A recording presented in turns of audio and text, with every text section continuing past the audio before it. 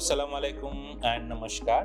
This is Ashish Damle, Country Director of Oxfam, presenting you the next session of our podcast series, 𝐷-Talks, stands for Development Talks.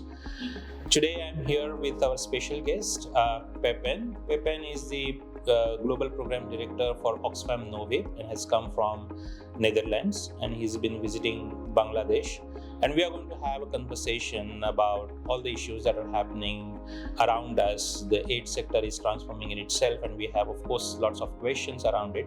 And I'm sure he must have come with certain inquiries in mind that how Bangladesh is, responding to all of this. So I'm sure this conversation will be very useful for all of you, and I hope you remain engaged with us. So, Pepijn, welcome to this conversation and Oxfam podcast. Thank you, Ashish, for having me and granting me the opportunity to share some thoughts and have a meaningful engagement around the work we do. Thank you so much. So as we have been discussing, and I felt that it's very important because as we have been seeing that Oxfam Novib has huge stake in Bangladesh right from the beginning. So let's start with your thoughts around it as you have been visiting Bangladesh, and of course with the knowledge that how Oxfam Novib was engaged here. What are your key observations and what you have seen, and what are your reactions of seeing the Bangladesh as it's today? I think our program has, on the one hand, shifted and changed due also to changing realities, but on the other hand, there are some elements which are continuous, like the work we do with partners, right? We've been engaging from the very start with and through partners, and because of everything what has happened within our confederation, things might have changed and we might have been more project based, but the work with partners has always been there, right?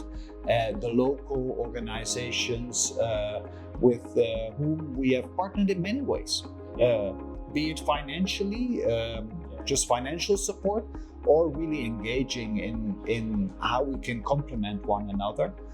So for me, that is the continuous element. The change is perhaps around the engagement we have, where we used to be very directly engaged, traveling to Bangladesh.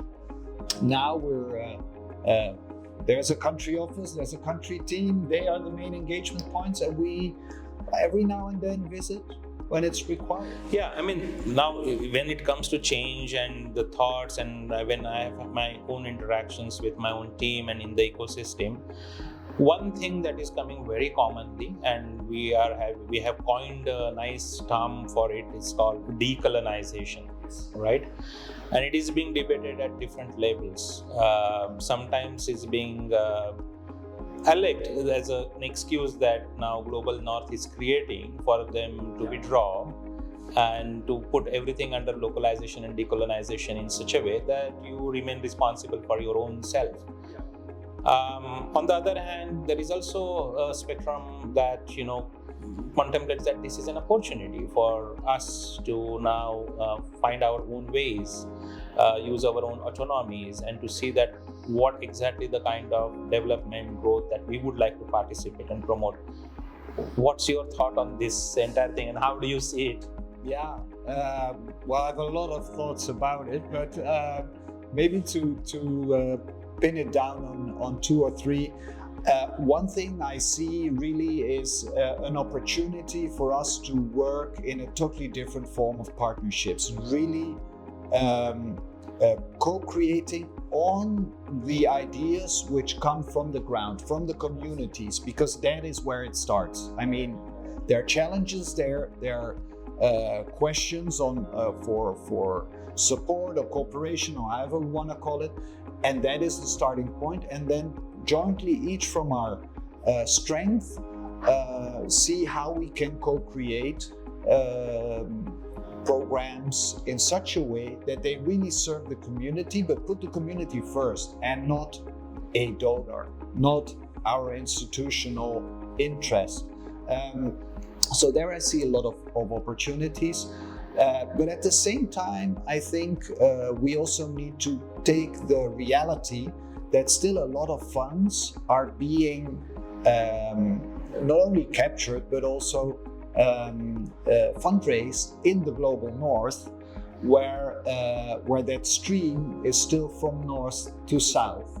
And I feel there is now an opportunity to do two main issues. One is to ensure that we also jointly work on how to ensure there's fundraising here as well, right? Because in a lot of countries there is this huge inequality as well, and there are groups which can also invest more in the development of their own country, right? So, and how to capture those, how to make them part of that narrative that there is this possibility to support. Now this is far more important than any time else, because with the stop work order now from the US, and sometimes some people are also terming it as a USA meltdown. Of course, the time will decide as how things are unfolding, because still it's a developing story in many ways.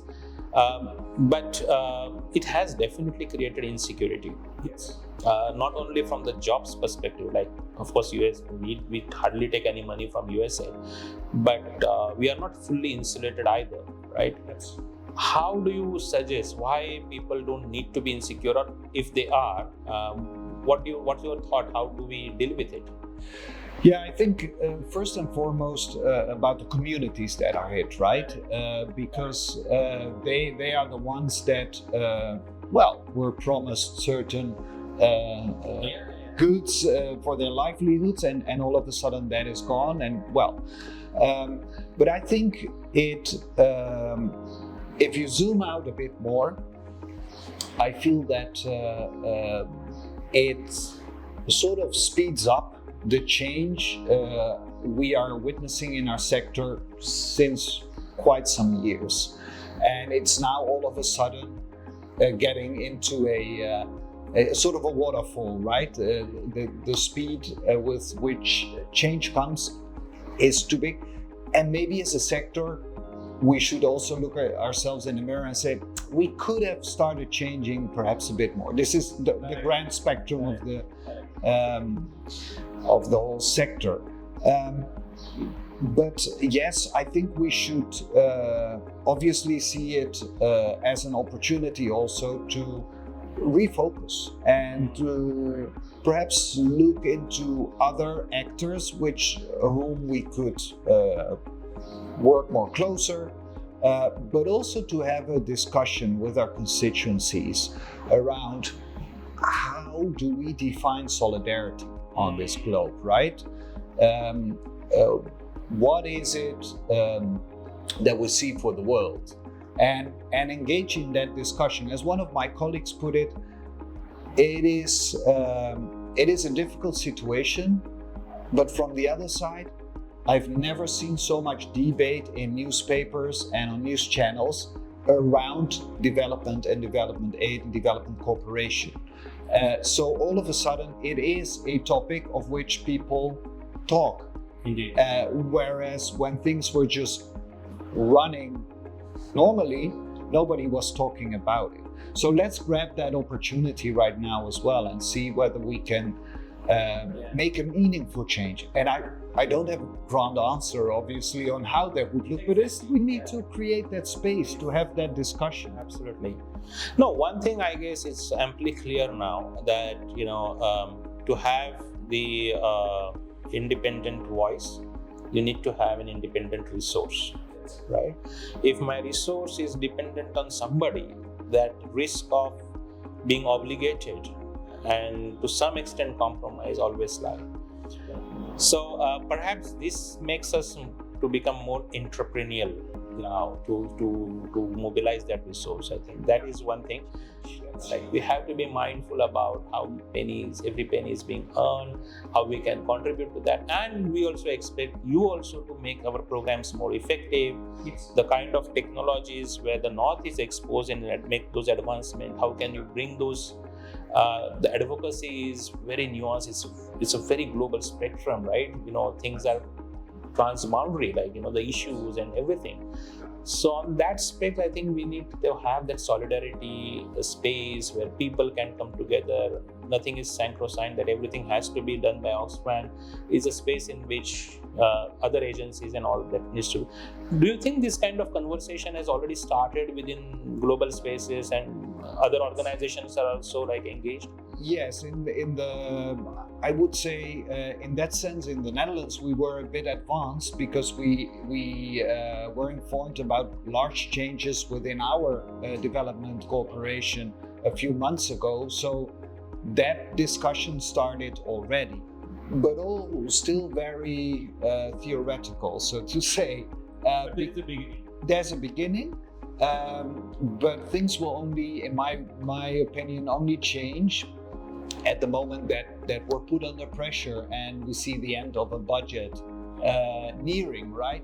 If I might take sort of a step back, in my own organization, already in 2020-21, we said change is gonna come on this, so we need to be prepared, and we changed, for instance, our strategy on how to engage the Dutch public in our work, and that is that's sort of a cultural change, because it takes the organization to do it differently, but it also requires you to talk a different language to a different audience. So you need to have that full shape, and now 4 or 5 years down the road, I see that change has happened, and we are indeed speaking to a different audience, right? Absolutely. So we will need, as a sector, time, energy, but also creativity to really make that shift.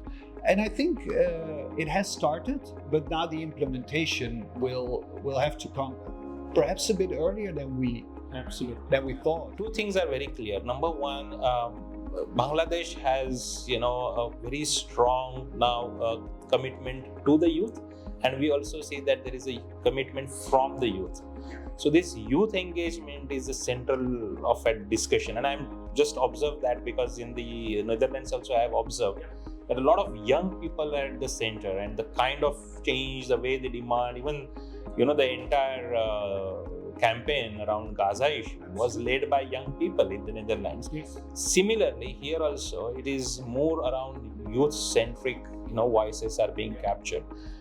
It's a nice perspective, these 50 years, because actually being here in Bangladesh, it is, I think, a nice dream for me to say that I hope that within 50 years, not in 50, but within 50 years, it will be, for instance, Brak supporting Oxfam Novib in the Netherlands to bring change in Dutch society. Wouldn't that be wonderful? Yeah, that would be wonderful, and I don't think so that is a distant reality either, the way things are progressing. And just now, in terms of concluding, and maybe you can just address to the view, because through this space, it will be shared with our partner organization, civil society organization, what you would like to address to them. What is your thoughts?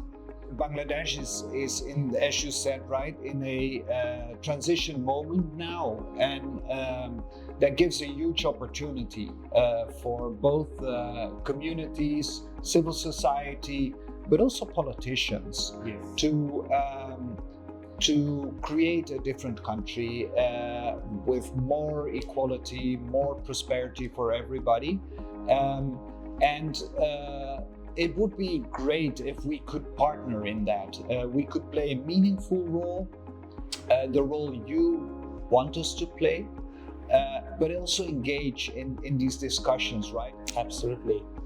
So that comes to a conclusion, but we touched upon a few areas of current concerns, that is like the decolonization, the whole transition that is happening, the insecurities that are being there, but one thing I think, if I have to put it as a takeaway, I think the globe is ready to listen to now, and that's what Pepijn has said, and that itself is a great sign of us opening gates for mutual discussion, setting up agenda for each other, not just working on an agenda that is set somewhere else. So on that count, I feel that this conversation really helps us to move forward. Share your thoughts. I'm sure you would be having many thoughts around. Engage with us, and next time who you would like to have on our podcast, let us know. So with that, thank you so much, Pepijn, for being here and giving us this time, and hope to have next podcast soon, sometime somewhere else, right? Yeah, thank you, Ashish, for having me and for inviting me to this very meaningful talk. And looking forward to another opportunity. Hopefully in the Netherlands we can have you in a podcast or a video.